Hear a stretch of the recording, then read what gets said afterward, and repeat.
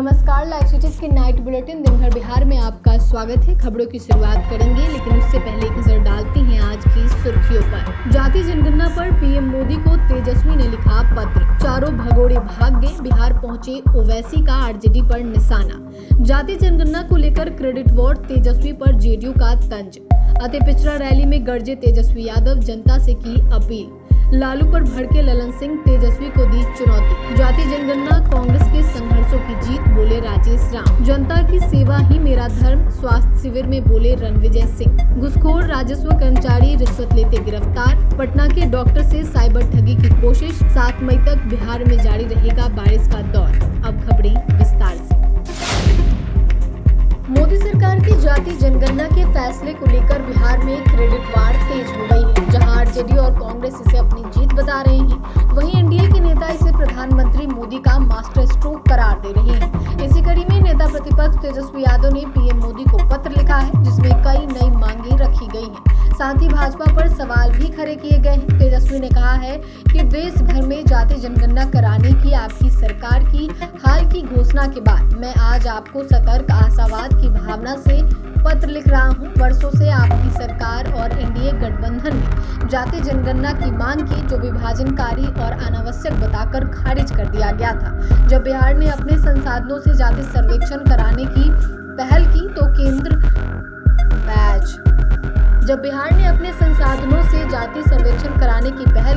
तो केंद्रीय सरकार और उसके शीर्ष कानून अधिकारियों ने हर कदम पे बाधाएं खड़ी की।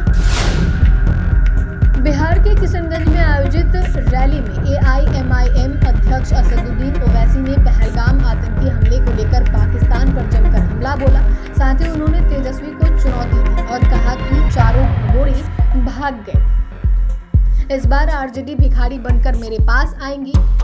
आपको बता दें कि 2020 में आरजेडी के 4 नेताओं ने ओवैसी की पार्टी से चुनाव लड़ा था। हालांकि जीतने के बाद चारों आरजेडी में चले गए थे। ओवैसी ने आरजेडी को चुनौती देते हुए कहा कि वो भिखारी बनकर मेरी पार्टी के पास आएंगे। साथ ही ओवैसी ने पहलगाम में हुए हमले को लेकर पिछले कई दशकों से पाकिस्तान से आने वाले आतंकवादी यहाँ पर रहने वाले लोगों की जान लेते आ रहे हैं। हम मौजूदा हुकूमत के साथ खड़े हैं और उम्मीद करते हैं कि प्रधानमंत्री नरेंद्र मोदी इन आतंकवादियों के खिलाफ एक्शन लेंगे। देश में जातीय जनगणना को लेकर सियासी हलचल तेज हो गई है। केंद्र सरकार के इस फैसले के बाद तमाम राजनीतिक दल इसे अपनी अपनी उपलब्धि बताने में जुटे हैं। इसी सिलसिले में जेडीयू के मुख्य प्रवक्ता नीरज कुमार का बड़ा बयान सामने आया है। नीरज कुमार ने कहा है कि अगर नरेंद्र मोदी हैं तो मुमकिन है और अगर नीतीश कुमार है तो निश्चित है। उन्होंने बिहार के मुख्यमंत्री नीतीश कुमार की सराहना करते हुए कहा कि नालंदा के लाल ने जातीय सर्वेक्षण कराकर पूरे देश के लिए मिसाल पेश की है। वहीं प्रधानमंत्री नरेंद्र मोदी के फैसले की प्रशंसा करते हुए उन्होंने कहा कि उन्होंने इसे तार्किक रूप से स्वीकार करके पूरे देश में लागू करने का साहसिक निर्णय लिया, जो स्वागत योग्य है। नीरज कुमार ने अंत में कहा कि इतिहास में नरेंद्र मोदी और नीतीश कुमार को जातीय जनगणना की पहल और निर्णय के लिए याद रखा जाएगा, जबकि तेजस्वी यादव और उनके परिवार को भ्रष्टाचार और घोटालों के लिए जाना जाएगा। तेजस्वी यादव ने आगामी विधानसभा चुनाव में लोगों से महागठबंधन सरकार बनाने की अपील की। पटना में अति पिछड़ा जगाओ रैली को संबोधित करते हुए उन्होंने कहा कि हमें एक मौका दीजिए, अपराध और भ्रष्टाचार करने वाला जेल जाएगा। मुख्यमंत्री नीतीश कुमार के नेतृत्व वाली एनडीए सरकार पर आरोप लगाते हुए उन्होंने कहा कि बिहार में भ्रष्टाचार चरम पर है। तेजस्वी यादव ने बीजेपी पर नीतीश कुमार को हाईजैक करने का आरोप भी लगाया। रैली को संबोधित करते हुए तेजस्वी यादव एनडीए सरकार पर जमकर बरसे। उन्होंने कहा कि मौजूदा सरकार को बदलने का समय आ गया है। उन्होंने दावा किया कि बिहार में अब नई सरकार बनेगी जो तेजी से अति पिछड़ों को मान सम्मान देगी।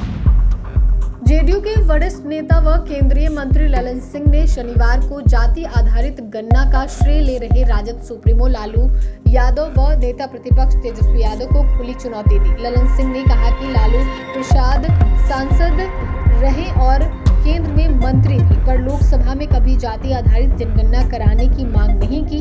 ललन सिंह ने तेजस्वी यादव को चुनौती देते हुए कहा कि वह ऐसा एक भी वीडियो दिखाएं जिसमें लालू यादव ने संसद में जाति आधारित जनगणना कराए जाने की मांग की हो। वहीं नीतीश कुमार ने संसद में जाति आधारित गणना कराए जाने की मांग लगातार रखी।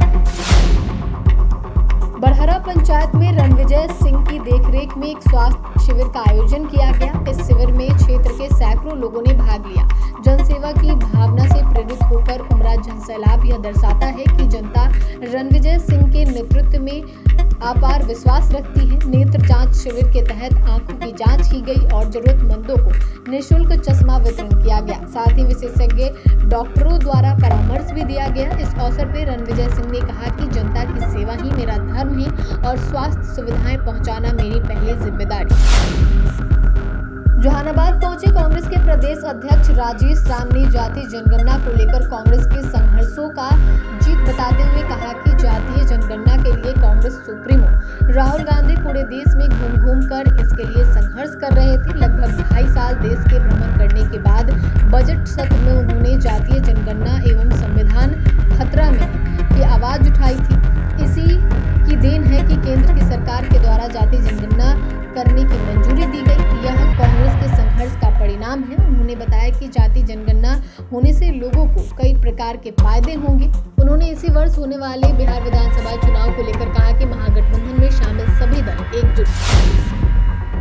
मुजफ्फरपुर जिले में एक और घूसखोर पदाधिकारी रंगे हाथों घूस लेते हुए पकड़ा गया। वह एक ग्रामीण से दाखिल खारिज के नाम पे घूस की मांग कर रहा था। काम करने के नाम पे 7,000 रुपए की मांग की गई थी, जिसके बाद राजस्व कर्मचारी के खिलाफ निगरानी थाना पटना में आरोपी के खिलाफ शिकायत दर्ज कराया गया था। शिकायत के आलोक में आरोपी राजस्व कर्मचारी पंकज सिंह को रंगे हाथों 7,000 रुपए की घूस लेते हुए पकड़ा गया। मामले में डीएसपी निगरानी शशि शेखर चौधरी ने बताया कि एक वादी जो मोतीपुर थाना क्षेत्र का रहने वाला अरुण यादव है, उनके द्वारा एक शिकायत दर्ज कराई गई थी और इसमें मामला म्यूटेशन के नाम पर घूस मांगने का था। उसके बाद टीम ने कार्रवाई करते हुए आरोपी को पकड़ा।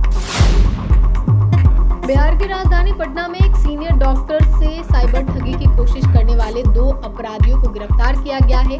आरोपियों ने खुद को भारतीय प्रशासनिक सेवा का अधिकारी बताकर डॉक्टर को प्रवर्तन निदेशालय की जांच का डर दिखाया, फिर फर्जी केस को मेंटेन करने के नाम पर 2 लाख रुपए की मांग की। बिहार पुलिस की आर्थिक अपराध इकाई ने कार्रवाई करते हुए दानापुर स्थित सुल्तानपुर भट्टा पर वार्ड संख्या 15 निवासी राजेश कुमार और रंजीत कुमार को गिरफ्तार कर लिया। बिहार में पिछले कई दिनों से मौसम में उतार चढ़ाव का दौर जारी है। इस बीच पटना मौसम विज्ञान केंद्र ने बिहार के लोगों को राहत भरी खबर दी है। रिपोर्ट के मुताबिक अगले 7 मई तक बिहार के अधिकांश हिस्सों में अधिकतम तापमान 34 से 36 डिग्री सेल्सियस और न्यूनतम तापमान 26 से 28 डिग्री सेल्सियस के बीच बना रहेगा। इस दौरान कई शहरों में बारिश भी होगी। मौसम विभाग के अनुसार 7 मई के बाद मौसम में बदलाव की संभावना है। बारिश की संभावना धीरे धीरे कम होगी और तापमान में वृद्धि दर्ज की जाएगी।